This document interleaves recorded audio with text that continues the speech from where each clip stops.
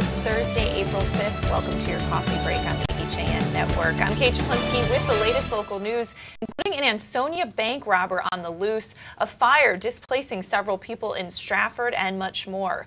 Later in the show, John Kovach joins me for our front page previews. We'll also get a look at the forecast and your Nutmeg Sports Update with Frank Granito, and Donald Lang will join us later to take a look back on this day in history. But first, in Stratford, 7 people were displaced from their home after a fire broke out at a Jackson Avenue residence. Fire Marshal Brian Lampart said that fire at 259 Jackson Avenue was reported at about 3 a.m. Wednesday. Firefighters arrived to find the room in the ranch-style home engulfed in flames, and occupants were evacuating.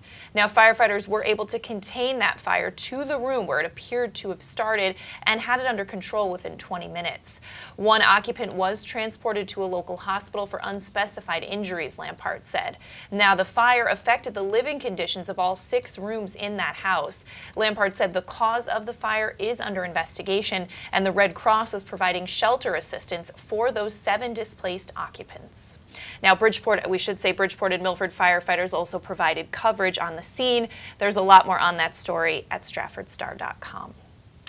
And Ansonia police are looking for a man who robbed Webster Bank on Division Street Wednesday afternoon. Now, at approximately 3:40 in the afternoon, a white male in his late 20s to early 30s, approximately 5'8", with a medium build, with black hair, mustache, and beard. He was also wearing a dark-colored Nike jacket with blue lining, blue jeans, and dark shoes. Well, he entered the bank and demanded money from a bank teller. Now, that man did not show a weapon or make any threats. The teller did turn over an undetermined amount of cash to the male, along with a dye pack, and then the male then left the bank. In the parking lot of the bank, that dye pack exploded, leaving red dye on some of the money and on that suspect. Now, that suspect left the scene in a tan or light-colored SUV, possibly a Jeep Cherokee. Now, anyone with information is asked to contact the Ansonia Police Department at 203-735-1885. And in other news, a Torrington man is facing additional charges for allegedly sexually assaulting a girl he met online when she was 13 years old. On Wednesday, Shelton police arrested Christopher Galvin, age 45, of Torrington for sexual assault in the 2nd degree, as well as risk of injury to a minor and enticing a minor by computer. Now, Galvin was processed and charged at Derby Superior Court and placed on a $150,000 bond. He's currently in the custody of the Department of Corrections. Now, Galvin was arrested by the Shelton Police Department back on January 16th as part of this investigation, where he was charged with sexual assault 4th degree and harassment 2nd degree. Now, Galvin is accused of having an ongoing sexual relationship with the female juvenile victim over an extended period of time. That investigation revealed that Galvin met the juvenile victim online when she was just 13 years old. And in other news, a Shelton woman has been charged with abusing her 3-month-old baby by Ansonia police.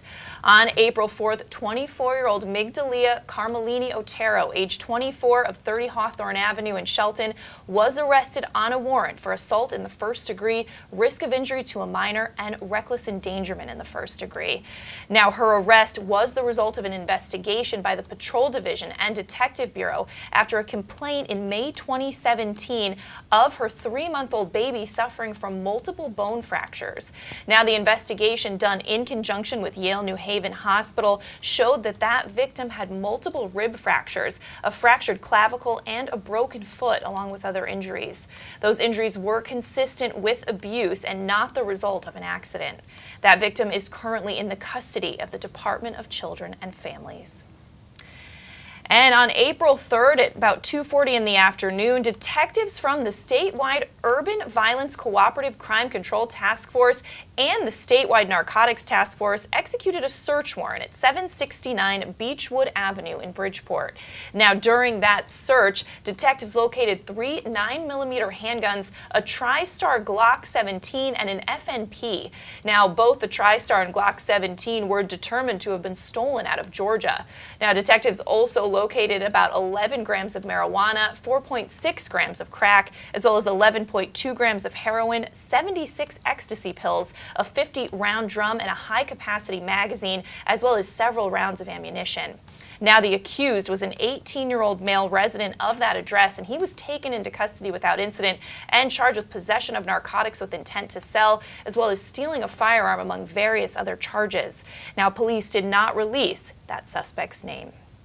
But taking a turn now, let's throw it over to Frank Granito for a look at your forecast. Frank. All right, thank you, Kate. Looking pretty good outside right now with temperatures in the mid-40s, and we are going to see a partly sunny sky for most of the day. Breezy out as wind gusts are up around 30 to 35 miles per hour, and we'll see some increasing cloud cover later on this evening and overnight, with temperatures falling down into the low 30s. A potential high of 50 tomorrow with cloudy skies, and we'll most likely see patches of rain through the first half of the day. Skies could open up for a little bit tomorrow evening. Not as windy out with wind gusts around 16 miles per hour. We'll see cloudy skies overnight with a low of 30 degrees, and then Saturday is where it gets interesting. We're looking at possibly 3 inches of snow in the forecast right now. Those expected in the earlier hours of the day. Temperatures right around 35 degrees, so we could see a mix of sleet as well. Cloudy overnight, and there's a chance for a flurry or two before we head into Sunday morning. We'll have more on that potential Saturday snow tomorrow, but for now, we go back over to Kate. All right, thanks so much, Frank. And we're going to step out for a break. Come back. Donald Lang will take a look back on this day in history. Frank has your Nutmeg Sports Update, and we have more news after this. Want a new experience in car buying? No aggravation, no confrontation, just answers to all your questions. SCAP Chrysler Dodge Jeep Ram. Car buying the way you want it to be. With one of the largest selections of new 2- and 4-door Jeep Wranglers available, we are Connecticut's Wrangler headquarters. Family owned and operated for over 50 years. Call, click, or stop in today. Save thousands right now at the Spring Sales Event, now through April 30th. While there's still a bite out on the water, most anglers have decided to stow the gear for the winter. Just because Mother Nature isn't cooperating doesn't mean you can't see the latest models of all your favorite gear. With 2 convenient locations, it couldn't be easier to get your fix of summer. Boater, beach bum, fisherman, or simply love the New England coast, this is a unique place to shop. The Dock Shop, 51 Tokenique Road, Darien, 609 Riverside Avenue, Westport, or on the web, dockshop.com. If you've ever thought about owning a motor coach or learning about what it's like to travel the open road in superior style and comfort, then contact Dave's RV Center in Danbury, Connecticut. Offering the best quality Class A motorhomes from Newmar, travel trailers and fifth wheel lines from Surveyor, and a toy hauler line from Work and Play. Choose from Newmar's Gas Line, Baystar and Canyon Star, or from Newmar's Diesel Line, Ventana and Dutch Star. And with unparalleled service and maintenance, Dave's RV is committed to keeping you and your motor coach safely on the road and enjoying it to the fullest. Stop by their showroom, 2 Industrial Plaza Road, Danbury, Connecticut, or call 877-483-3866. If you've ever thought... Welcome back to this April 5th edition of your Coffee Break on the HAN Network. Time to take a look back on this date in history with Donald Lang. Don. Well, Kate, it was the tasteful, understated beginning of a television era. First, there we go to 1614 in Virginia. 17-year-old Pocahontas marries English colonist John Rolfe. This is 6 years before the Mayflower, by the way. If any kids around like the Disney movie, cover their ears. Rolfe and Pocahontas would move to England, where she became a minor celebrity. She would die at age 20 or 21, leaving a son, John Jr. She is buried at St. George's Church in Kent, England. 1792 now, President George Washington exercises his veto authority for the first time, in fact, the first time in the country's history. The bill was over whether congressmen should be apportioned according to the population of the country as a whole or the population of each state. A revised apportionment act allocating representatives by state would pass Congress about a week later. 1887. Anne Sullivan teaches Helen Keller the meaning of the word water as spelled out in the manual alphabet. Sullivan had been working with the 7-year-old Keller for about a month with no progress, but following the sudden breakthrough, Helen would learn 30 more words that same day. Now, for most people, the Helen Keller story ends there at age 7, but she did live 79 more years. graduate college, visit 40 countries, and become a political advocate for the disabled, women's suffrage, and birth control, among many, many other causes. She also would be one of the 10 founders of the ACLU. Now we jump forward 100 years, 1987, for this.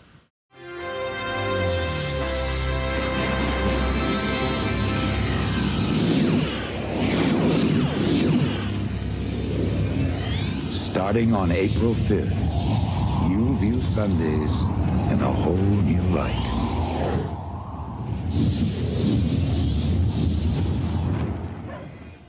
You gotta love the 1980s. That was the Fox Network launching its primetime programming. The first broadcast, Married with Children, which ran 10 seasons, becoming Fox's longest-running live-action program. The second broadcast following Married with Children, The Tracy Ullman Show, best known for spawning The Simpsons, currently in its 29th primetime season.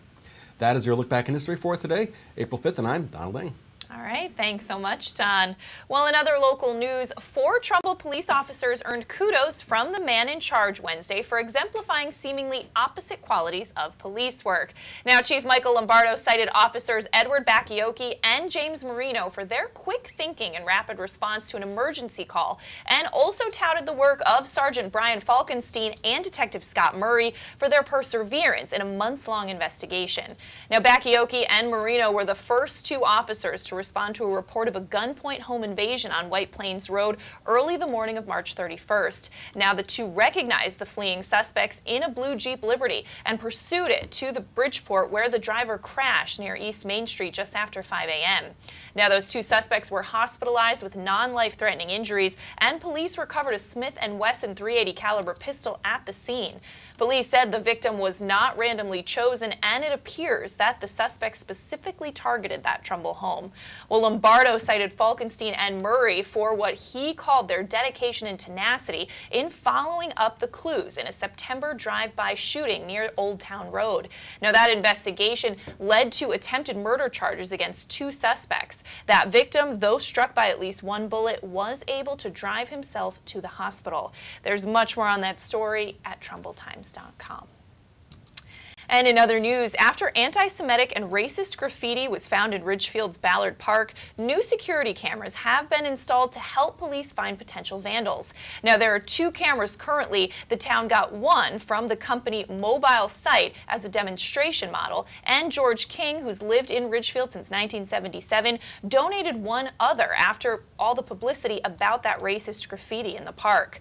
Well, those cameras, valued at about $10,000 each, have optical zoom, and from a placement near the stone wall at the park's north end, one of the cameras can see pretty good detail all the way across that park. Now, King said that those cameras can even read a license plate on a car that's in the CVS parking lot next door. Now, another advantage of the system King demonstrated is that it can remain a passive observer when nothing is happening, and then notify relevant parties, specifically the police, if there is motion or activity like someone entering the park late at night. Now, those cameras store video for about a month, so if the town awoke one morning to find the park defaced with some graffiti or old-fashioned obscenities, there would be a record. Now, the same would be the case if someone reported a crime that had been happening 3 weeks before. The cameras can be pretty easily relocated and reprogrammed to take on a variety of tasks other than park watching. But there's so much more on that story at theridgefieldpress.com. And after years of discussion about whether to create a dog park in Weston, the town's voters have spoken on the matter when it comes to a particular site. On Wednesday, voters approved the idea of building a dog park at the town-owned Moore property at Davis Hill Road and Lord's Highway East. Now, the measure passed by 888 votes to 798. That's about 53% of the vote. Now, people were able to cast their ballots at Weston Town Hall from 6 a.m. to 8 p.m. in that special town meeting machine vote. Now, First Selectman Chris Spalding said the town is prepared to begin the process of creating the dog park. He said, "We have to move forward with going out to bid because the town has an interest in it," he said. Now, the TAN can now pursue opening the facility by working through the Board of Selectmen and the Board of Finance, Spalding said, instead of holding a regular referendum on that project. He said the issues involved in the process include funding, design, and environmental impact, with the Conservation Commission meeting on the wetlands approval just later this month. And Hearst, Connecticut media reports that the season is over before it began for Bassick High School baseball program. The Lions have canceled their upcoming season due to a lack of players. Now, Bridgeport Citywide Athletic Director Chris Johnson said Wednesday that out of the 8 kids looking to participate, a couple of them couldn't commit to it 100%. Now, announcements were made daily within the school to try to generate interest in the program, but once those efforts fell short, Johnson said he had no choice but to call off the season. Now, the Lions went 6-12 last season with wins over Whitney Tech, Bullard Havens, Kaner Tech, Wolcott Tech, and Colby Cathedral. Now, that team at the time had 16 players, including 10 seniors. All right, well, let's throw it over to Frank Granito now for a look at your Nutmeg Sports Update. Frank? All right, thank you, Kate. Let's take a look at lacrosse around the FCIAC yesterday, and we start with a couple of blowouts. Darien extends their win streak to 56 games with a 22-0 victory over West Hill. The Blue Wave will now put that win streak on the line Friday night as they welcome the number 7 team in the nation, Torrey Pines, California. It will be the first ever night game in lacrosse program history played at Darien Stadium, and you can see it here on the HAN network at 6:30. Staples off to a good start with a 15-2 victory over Brian McMahon. New Canaan gets a big win out of conference, 11-6 over Syosset after that game was postponed for a day. And a huge upset in the early goings. Trumbull takes down Greenwich 9-8 in boys lacrosse. In girls lacrosse, New Canaan falls out of conference against West Hampton 9-8 in overtime.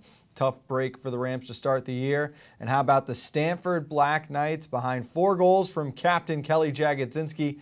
They defeat Immaculate 11-6. It is Stanford's first girls lacrosse win since May of 2016. Great job, girls. Congrats to them. We'll break down all these games, get you ready for tomorrow night's big matchup between number 2 and number 7 in Darien and Torrey Pines, and plenty more this afternoon on Nutmeg Sports at 2. For now, we'll go back over to Kate. All right, thanks so much, Frank. And we're going to step out for a break. When we come back, John Kovach joins me to preview our front pages this week after this. At Pamby Motors, we're not worried about being the biggest dealership. We're focused on being the best. We're dedicated to giving you the best experience we can. The Pamby Motors team is here to help you choose the right Chrysler, Jeep, Dodge, or Ram in a friendly, pressure-free environment. And right now, during Ram Truck Month, get up to $14,000 off on all in-stock 2017 Ram 1500 pickups. Come in and see us for details. Visit Pamby Motors, Route 7 in Ridgefield, PambyZone.com. UK Gourmet is the largest specialty grocer in the area, featuring food from England, Ireland, Scotland, and Wales. Over 80 teas to choose from and a brilliant assortment of biscuits to go with them. Over 70 cheeses from grass-fed cows, which makes a smashing difference in taste. The creamiest chocolate you'll ever taste using no artificial colors or preservatives. So say hooray for UK Gourmet, 78 Stony Hill Road in Bethel, or visit ukgourmet.us.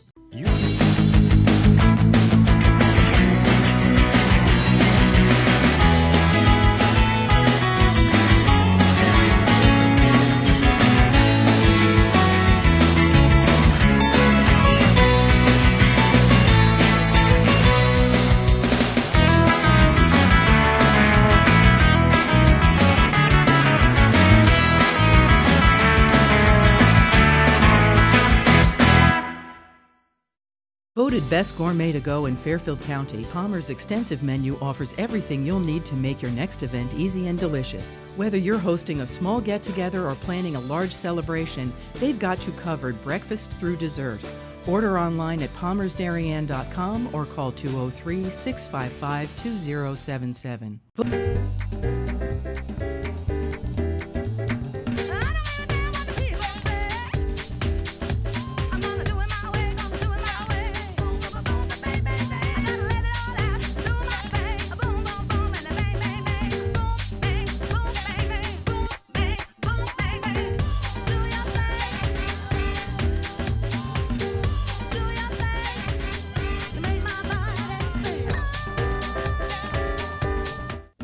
Welcome back to this Thursday edition of your Coffee Break on the HAN Network. I'm Kate Chaplinsky, joined now by our editorial director, John Kovach, to preview our front pages this week. John, what are you looking at first? I am looking at the New Canaan Advertiser, where we have the resignation of an assistant basketball coach after being arrested with drugs, and a subsequent review of the hiring process by New Canaan school officials. South School supporting Make-A-Wish students. $300,000 in budget overruns due to the recent storm after storm after storm after storm spring, and celebrating Easter at St. Aloysius Church. What are you looking at? All right, well, I'm taking a look at the Ridgefield Press this week. Obviously, some of the big news we've been following, and that's the superintendent officially resigning. They were in negotiations about that. Now, this followed some claims of plagiarism on the superintendent's part. She will now be paid through June 30th, and the search is on for a new superintendent there. Also, a 1.8% tax increase proposed in the budget. A new parks director, eager to start and learn a lot along the way. And police report some cars stolen recently on Farmingville and Limekiln. Just some of the news in the Ridgefield Press. Crime, the big thing in the Easton Courier, where we have a court hearing on the Navin case, and a detective from the state police saying that there were red flags during his initial interview with Kyle Navin, and also an update on the arrest of a former Easton EMT who is charged with weapons charges and with voyeurism. All right, taking a look at the Monroe Courier this week. Voters passing a budget, more than 70% of people supporting that budget, but pretty low turnout for that vote in general. Monroe also looking to its past to speak to its future at a recent event. Greenwood named new Massac principal. He was an assistant principal in Darien. He will now take over that role at Monroe's High School. And firefighters battling a house fire on Cold Spring Road last Thursday. One of the cool traditions in Darien around Easter is the procession of the cross up the post road. And we have a photo from Laureen Valenti of that on the front page of the Darien Times. Also a look at how state housing initiatives could affect development in Darien. An 8th grade trip to Boston gets an extra day so that they can see everything that's there. And Darien firefighters raising more than $60,000 for children's cancer research through their St. Baldrick's efforts. All right, taking a look at the Wilton Bulletin this week, road repairs are leading the bonded capital budget. Also some curriculum changes at Cider Mill Elementary School causing a commotion there. The state considers a roundabout for Belden Hill Road. More on that, and a feature about some great artists and their points of view that will be on display at the Wilton Library. First Selectman Vicky Tesoro in Trumbull delivers her first State of the Town address, saying there's always more that we can do. State Representative David Rutigliano seeking re-election. Charges of attempted murder in a drive-by shooting, and an arrest in a home invasion on White Plains Road in Trumbull. And Trumbull High hosting a percussion and color guard competition this Saturday.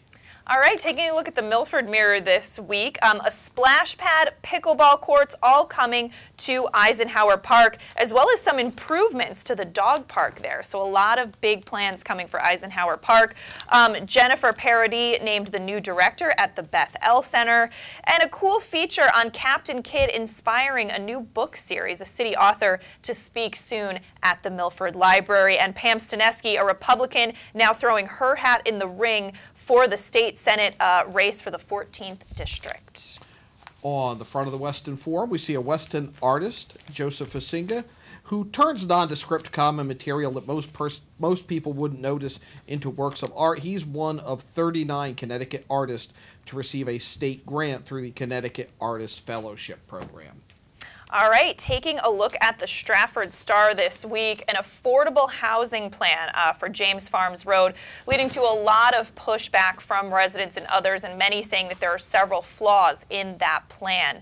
Also, U.S. Senator Chris Murphy talking about solving the opioid crisis and working towards that goal. Also, early morning fire on Jackson Avenue, which we mentioned earlier in the show, and a lot more in your Stratford Star this week.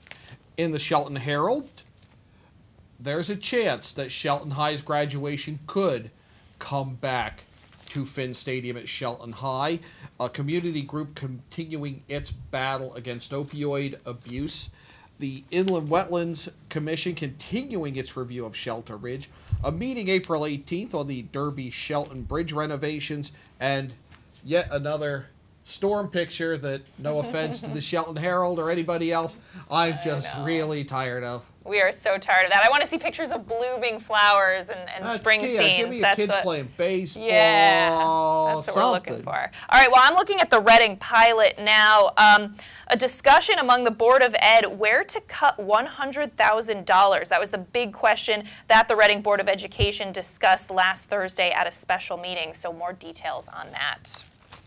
Arts and Leisure opens up some love letters. Well, actually, it'll be Alec Baldwin and Kelly O'Hara in a one-night-only event at the Westport Country Playhouse Spring Gala. They will read the A.R. Gurney play and hope springs eternal for the conscious cook.